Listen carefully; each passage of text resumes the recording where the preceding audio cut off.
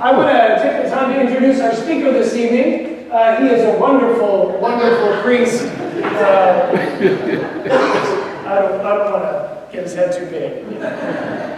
No, it's a pleasure to be with you this evening and to begin our Lenten mission this evening. Just in case you're confused, this does not go the next consecutive 5 nights. This is spread out throughout the season of Lent. So if you show up tomorrow night at 6:30 p.m., you will not find us here.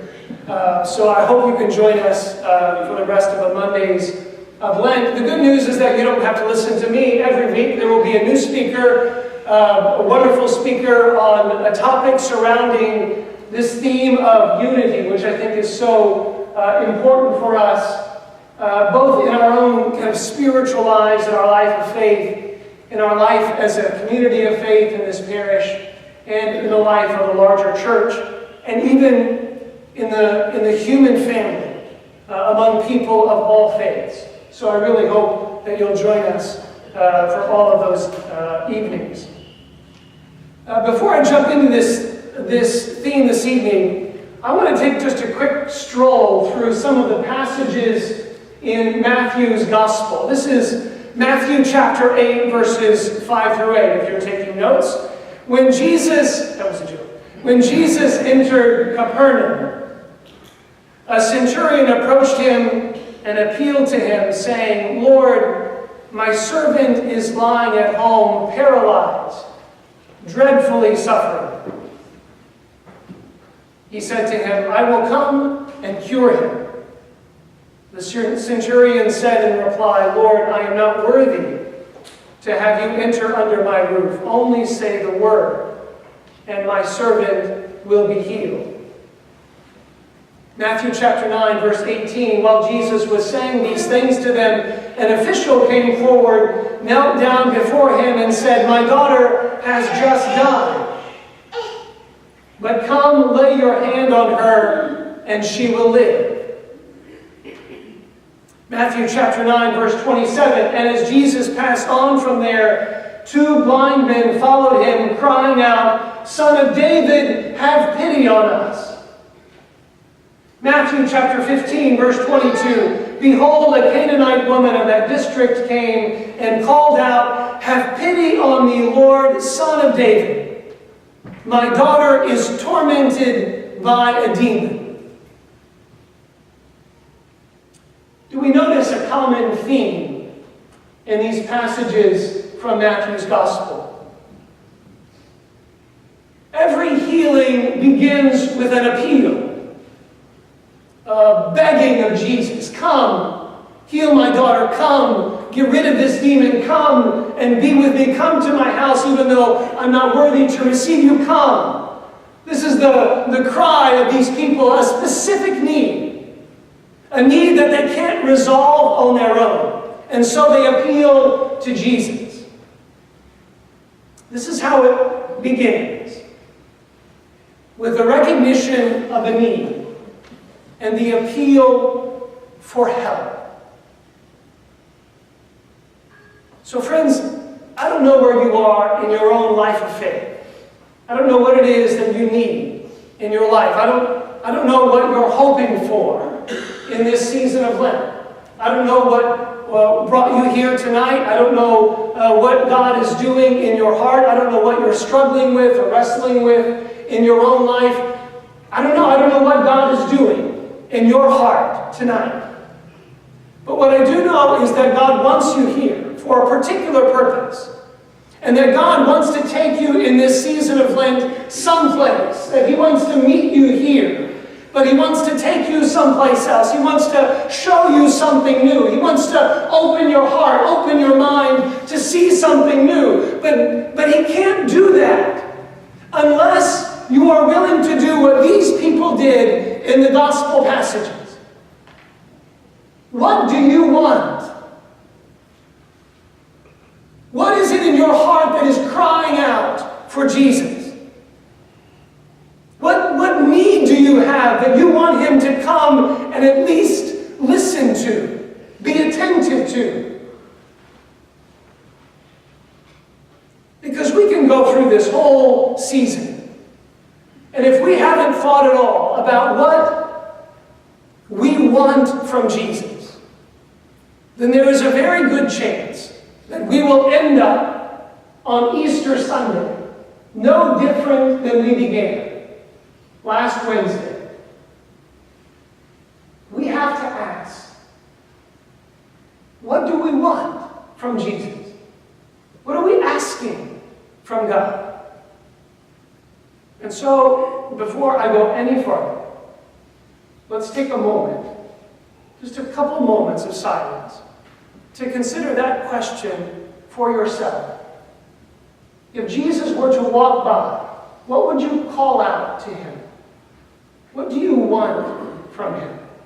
What are you hoping for this season of Lent? Let's take a moment and consider those questions.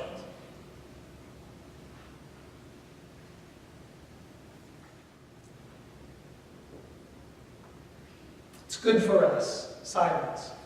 It's good for us. If nothing comes to mind tonight, spend more time in silence and keep asking that question, because it's an important question to ask. In the face of these things that we are hoping for, that we need, I hope that we can all see that even if we're different in every other way, even if we don't have hardly anything else in common, if we were to meet a complete stranger on the street, at least we would share this in common: that we all have needs in this life that we can't satisfy on our own. There is something in all of our hearts that we need, and we can't give it to ourselves. We don't have the power, we don't have the creativity to resolve the needs of our hearts. And this is my greatest hope for this Lent for us. That no one walks alone. That no one walks alone. That no one walks alone. Can we say that together? That no one walks alone. Because we are not alone. In reality, we are not alone in our neediness. We all need something. We all have things that we can't give ourselves. And so why is it? Why is it that we try to do this on our own? Why do we beat ourselves up over and over again? Because we can't fix it. Because we can't fill our hearts. Because we can't satisfy every longing that we have. Why do we do this to ourselves? We all have that need. And none of us can resolve it for ourselves. And so no one should walk alone. If we are all together in being needy, then let's at least walk together in our neediness. Let's share this common search for something that can respond to what it is that our hearts are longing for. Undoubtedly, each of us has to do our own work. We have to take our own steps. We have to make our own sacrifices. We have to take up our own Lenten observances that meet what it is that we need to work on in our lives. But that doesn't mean that we can't accompany each other as we walk this path together. No one should walk alone. No one. From the person that comes here every single week, from the person that comes here to daily Mass, to the person that walks in at the last minute thinking to themselves, what am I doing here? I don't know why I'm here. No one. No one, not even your neighbor, if you don't like them. And so that's why you park your car, on the street, or you stay away from them, or you don't. You come home at certain hours at night, or you don't turn your light on, whatever. I don't care.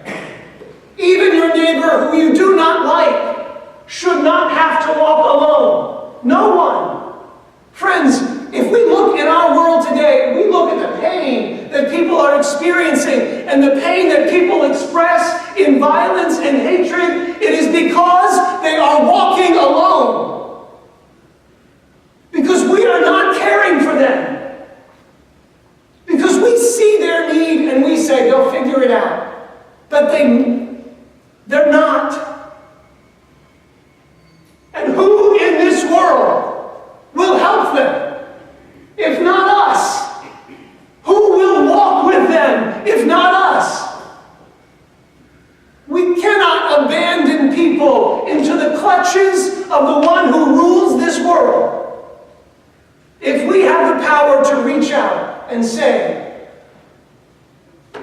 Let's have coffee. If we can do that, perhaps we can save a soul. Can we have coffee? Would you like a donut? Friends, this is not rocket science. People have needs, and we can respond to their needs even at the most fundamental level. And if we can't resolve them, it's okay. At least they know that someone cares. At least they know that they are not walking alone. We can do that for our brothers and sisters. Lent recalls the story of a people who together were led out of slavery through the desert into a land of promise. Together. God chose individuals to lead them, but it was for the sake of the entire nation that he did so. In fact, there's a moment, one among many, when Moses is struggling with the people that he has led into the desert. They're there and they're hungry and thirsty, and so they're complaining about the nasty manna that God miraculously made appear in the desert, but they're getting tired of it because they've been eating it day after day after day. I mean, you can only eat manna for so long that it just gets disgusting. And so Moses says to God, I cannot carry all this people by myself, for they are too heavy for me. If this is the way, I'm not making this up, this is in the book of Exodus. If this is the way you will deal with me, then please do me the favor of killing me at once, so that I need no longer face my distress. Thank you, Moses. He's not the only one in the Old Testament who makes this plea. Elijah does it too. It's a pretty straightforward request. But God makes this arrangement with Moses. God says, assemble for me 70 of the elders of Israel, whom you know to be elders and authorities among the people, and bring them to the tent of meeting. So get your people together, bring them here, and we'll have a talk. When they're in place beside you, I will come down and speak with you there. I will also take some of the Spirit that is in you and will confer it on them, that they may share the burden of the people with you. You will then not have to bear it by yourself. Okay, this is the plan. Get everybody together. I'm going to send the Spirit. It's going to be great. So it happens. The people are gathered, and the Spirit comes down upon them, but 2 of them are missing. Eldad and Medad. I'm not making these names up. These are their names. It sounds like somebody from a wilderness show, like Turtle Man or something. Eldad and Medad. They're not there. They're on the list. It says it in Scripture. They're on the list, but they weren't there. Who knows what they're doing? They're out chasing turtles in the desert, stealing people's manna. I don't know. They're not there that day. But the Spirit comes down upon them. Eldad and Medad out in the desert, doing whatever they're doing. And Joshua finds out. And Joshua comes to Moses and says, my Lord, Moses, stop them. And Moses gives a significant response. He says, are you jealous for my sake? If only all the people of the Lord were prophets. If only the Lord would bestow His Spirit on them all. Moses knows that it's not about him. It's not about his abilities. This is about the people of Israel. This is about God's chosen race, making it from slavery in Egypt to the promised land flowing with milk and honey. They're called to walk together, to accompany each other, and to share one another's burdens. And why? Why? Why not just put it all in the hands of Moses? Why not just give Moses infinite patience to deal with this unruly people and let him lead them by himself to the promised land? Why do they all have to do it together as one people, so that their eyes can be opened to see more fully what God is doing for them. I was talking with some good friends recently about our friendship, and we were saying, what a grace this friendship is that we share. It's hard to imagine that this friendship could get any better. We were cared for. We know that we're never alone. We know that people support us. It's such a beautiful gift. And it made me think of the Italian Alps. Bear with me. This is a little strange. It's a stretch. But it made me think of the Alps because there was a time when I was standing there in front of the Alps. Beautiful mountains. It was a crisp, clear day, blue skies, and these beautiful, huge, tremendous, overwhelming mountains in front of me. And the beauty was just overwhelming because they're so striking, they're so incredible. And yet, standing in front of those mountains, in front of such an incredible view, there was also this sense of frustration because I couldn't see the other side at the same time. Because I could only see one side of the mountains. I only had one perspective from which to take in this beauty that God had created. This is why we need each other. Because what we're looking at together is not a range of mountains, but a living person who moves, which makes it harder because we have to follow if we're going to see him, if we're going to be able to learn from him, if we're going to be able to take on his person. It means we have to move and we have to learn from each other. And we have to share our experience of what it was like to run into this man, Jesus. Friends, we have a beautiful parish. But from where you're sitting, you can only see part of it. But the more we stay together, the more we accompany each other in calling out to Jesus, the more beauty of this mountain of a parish we can see. And in fact, people who tend to look at life differently are the ones who will help us the most in seeing something new. Because it's easy to stay with people like us. People who see what we see and think what we think. But it's the people who see life differently who really open our eyes to see the fullness of what God puts in front of us. And so I want to spend just a little time talking about what it means for us to walk this path of Lent together, what we can learn from each other. I'm not going to go until 8. I was told that we need 45 minutes for s'mores, so I'm going to go another 12 minutes. I'm kidding. It's not exactly true. But if I hit 9 o'clock, just wave your hand.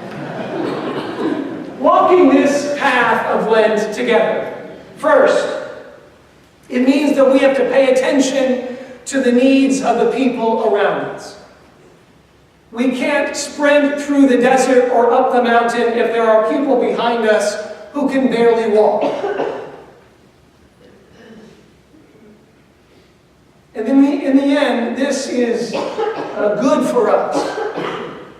Because the people who want to sprint up the hill, the people who want to just run to the top, will most likely miss the beauty of what's around them. And the people who can barely make it up will quit if they don't have someone to stay with them and encourage them to keep going. We need each other to stay together, to appreciate the beauty of what's given to us, and to not lose anything, in the words of Jesus, of what the Father has given us. Psalm 133 says, "How good and how pleasant it is for brothers to live in unity." St. Hilary says the term brothers describes the bond of affection rising from their singleness of purpose. Singleness of purpose. The goal is not that some reach holiness so that the rest of us can just stand in wonder and awe of these wonderful people who are so much better than us and made it to the top of the mountain. That is not the goal of Lent. It's not the purpose of a community of faith to kind of, hoist other people up so that we can just stand there and stare at them so that we don't have to climb ourselves. The goal is that we all become holy, that we all make it through the desert of Lent changed and strengthened. So let's not pretend like this is a race and that the people around us are our competitors and we have to out-fast them or out-pray them or out-alms give them. This is not Lenten Survivor. No one will be voted out of the parish at the end of the season of Lent. The people around us are given to us. They are a good for us so that we can grow with them. If we're sitting in the pews just trying to be holier than the person next to us, or just trying to put on appearances to be better than they are, then we fall into the same trap as the people of Israel did in the book of Exodus, chapter 32. We have to remember these stories so that we don't repeat them. This is what happens. When the people saw that Moses was delayed in coming down from the mountain, they gathered around Aaron and said to him, "Come, make us a God who will go before us." It's almost funny if it weren't so tragic. "As for that man Moses, that man Moses who brought us out of the land of Egypt, we don't know what's happened to him." So Aaron replied, "Take off the golden earrings that your wives, your sons, and your daughters are wearing and bring them to me." So all the people took off their earrings and brought them to Aaron. He received their offering and, fashioning it with a tool, made a molten calf. Then they cried out, "These are your gods, Israel, who brought you up from the land of Egypt." And we all say together,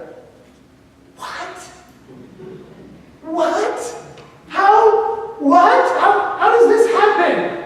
I mean, do you not remember where you came from?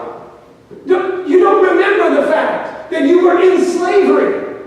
You don't remember the fact that the water turned to blood. God did that. You don't remember when Moses took his staff and threw it down on the ground and it became a serpent. You don't remember that small little fact of Moses slamming his staff and the Red Sea parting. Maybe you forgot that happened. How quickly they forgot. I say they forgot. I should say how quickly we forget. How quickly we forget what God has done for us. You all woke up this morning. You're here. Good.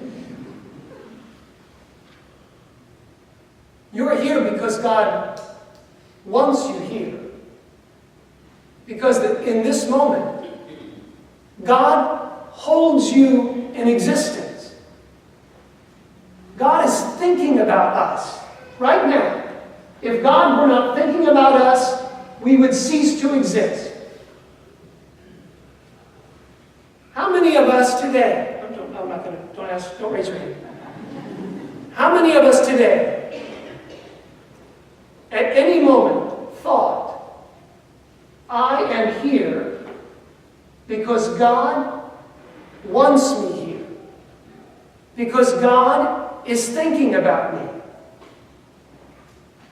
We can laugh at the Israelites for making a molten calf. But how many gods have you worshipped today that was not the one that made you this morning, that holds you in existence now? often we give in. This is what happens. This is what happens when we leave people behind. Because they will eventually give up and settle for other gods that cannot satisfy. They will settle for what is comfortable. They will settle for what is manageable and what is within their control. You know, I'll be honest, we've been merged now as a parish for 3.5 years. To this day, I still hear people say, I will never set foot on that campus. To this day, I still hear people say, those people, yada, yada, yada, whatever, fill in the blank. It's a troubling sign for me that maybe we've left someone behind. The first step, pay attention to the needs of everyone. No one should feel as though they have been left behind. Cheers. Second, it means that we have to point out the pitfalls to each other. There's good news here. The devil is not very creative in inventing new ways of sinning. He's very good at recycling and making it seem new and shiny, but innovation is not his thing. And so if one of us is struggling with a sin, there's a very good chance that someone else is wrestling with it as well. Now, I'm not going to suggest that we put a sign up on the bulletin board that says, list your top 3, and we'll compare notes. We're not going to do any kind of public confession, and Father Pascal and I are not going to sit in the confessional and say, you know, Billy struggles. He mentioned the same thing. Maybe you two should get together and kind of knock this thing out, together. Not going to happen. We're not going to do that. But we can pay attention to the ways in which we are falling so that we can help others. Because we know the signs for ourselves. We know the symptoms of what happens before we sin. The things that lead up to the ways in which we turn away from God. We can recognize those signs, those symptoms.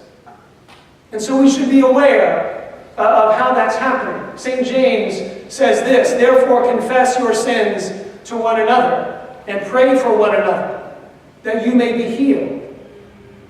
My brothers, if anyone among you should stray from the truth, and someone bring him back, he should know that whoever brings back a sinner from the error of his way will save his soul from death, and will cover a multitude of sins.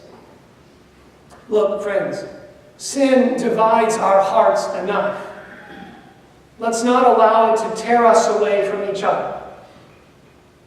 Our weakness leads to a certain limit that we can't kind of cross on our own. And at that point, at the point where we are exhausted and we have no strength left to resist the temptations of the devil, and we can't see what lies beyond the horizon of that temptation, what will we do? What will we do in those moments? We will either turn back and go back into slavery, or we will ask someone to help us to take the next step. I can't tell you how many times in the story of the people of Israel in the desert, Moses says, look, God, I can't deal with this people, find somebody else. And God intervenes and says, I'll give you what you need. And then God says, look, Moses, I can't deal with these people anymore. And then Moses intervenes and says, God, look, you brought them out of slavery in Egypt, just settle down, we'll get this under control. Thank God for their friendship. We have to help each other. We are here together for this purpose, not to point out the faults of others, but to recognize that we share in the same limited humanity as our brothers and sisters. We are together on the road to holiness. Again, second, we have to point out the pitfalls to the people around us. There are 4 of these, if you're curious. Third, it means that we have to point out the beautiful things that we would otherwise miss. You know, I find it really interesting in our culture today that we have a very defensive attitude towards the people around us. Think about this. If someone rings your doorbell these days, what's your first reaction? Because I'll tell you my first reaction. If I hear the doorbell ring, I'm down. I'm down, and I'm like army crawling through the dining room to get to the window so I can kind of look out. It's just the FedEx guys. But it's so funny, isn't it? I mean, and this has changed. I mean, in my lifetime, this has changed. Because when I was growing up, our front door was unlocked all the time. I hope Mom, Dad, is it still? It's locked now. Yeah, it's locked. They lock it now. Okay. I wouldn't tell you that otherwise. But it's funny, even in our neighborhood, we have all these neighborhood watch signs, we tip signs, and I'm not against, reporting crime, but isn't it interesting that we are hypersensitive to pointing out the crimes of other people, pointing out the faults of other people, pointing out mysterious activity of other people. I am as guilty of this as anyone. Sometimes when I'm sitting in my sunroom and I hear kids playing basketball out there, I think, oh, I'm sure they're up to something. Break into my house tonight and call the cops. But it's funny how we always tend towards the negative, pointing out and really this sensitivity to what evil things someone might be up to. So I want to propose a revolutionary idea.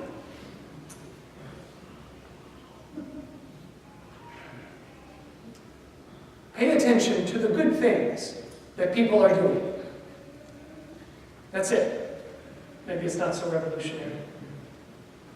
We hear enough about the bad things people do.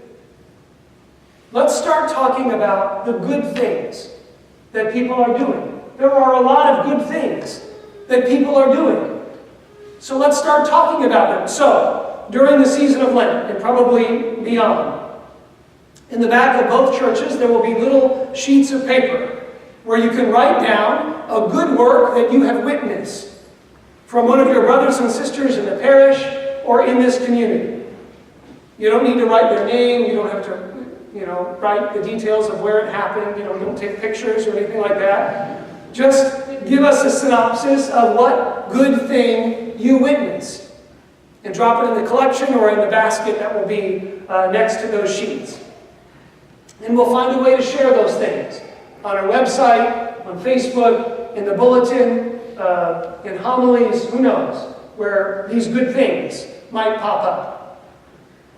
We'll call them witnesses of goodness. And really, please, keep your eyes open for the good things that people are doing. We have to help each other to see the beauty of what God sets in front of us.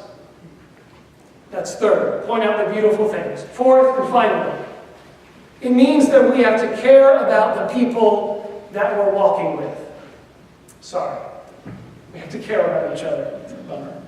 And that begins by knowing who's next to us.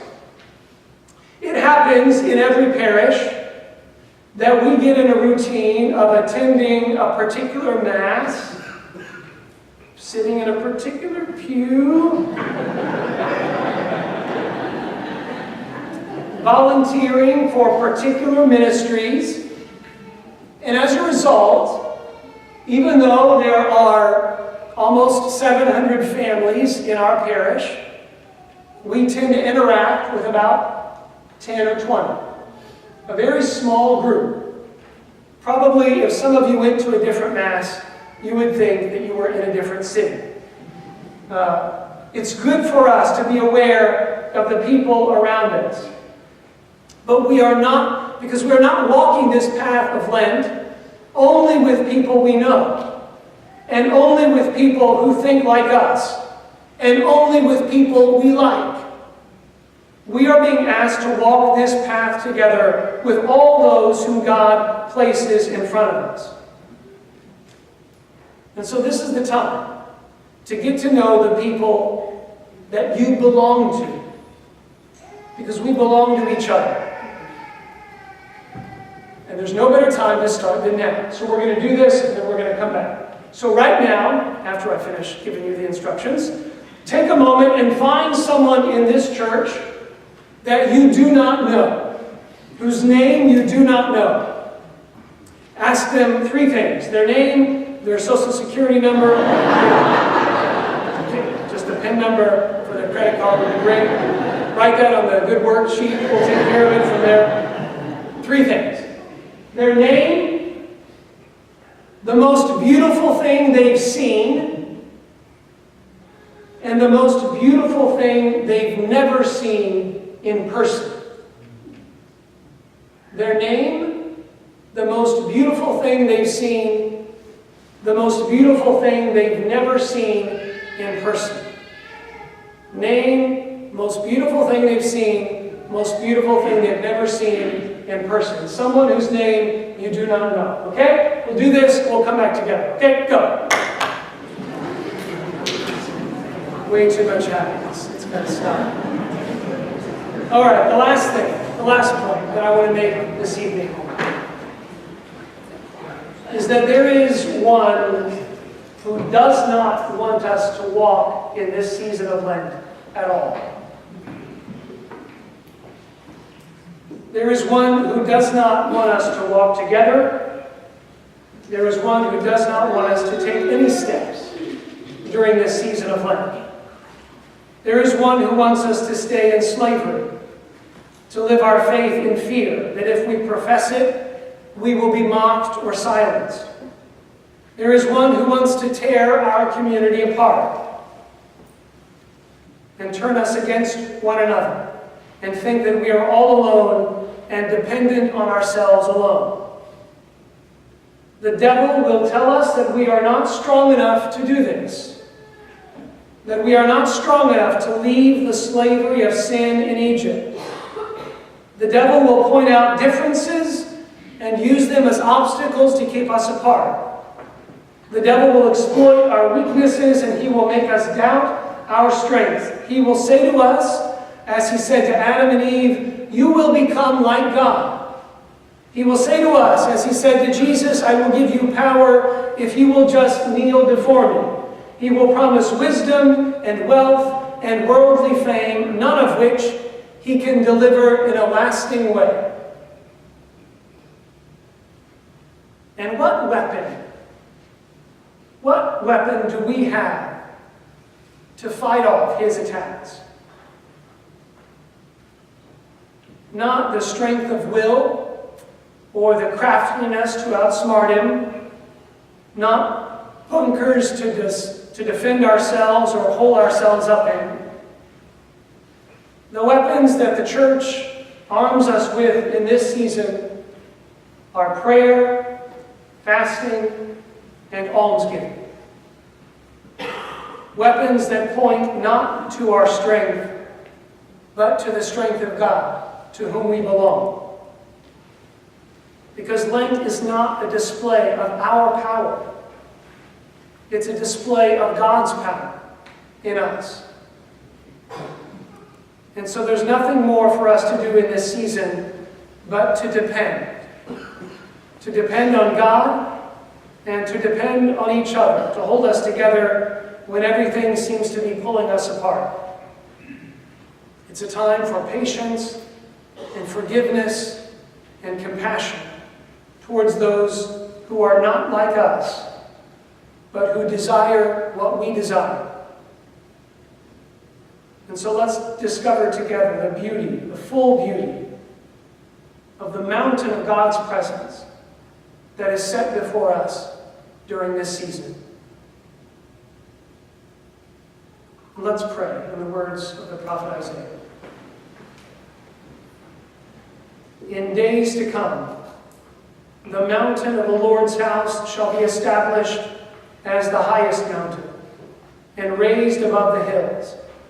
All nations shall stream toward it. Many peoples shall come and say, "Come, let us go up to the Lord's mountain, to the house of the God of Jacob, that he may instruct us in his ways, and we may walk in his paths.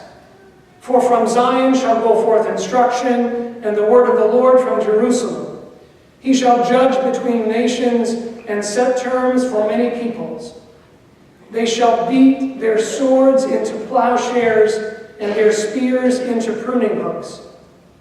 One nation shall not raise the sword against another, nor shall they train for war again." House of Jacob, come. Let us walk in the light of the Lord.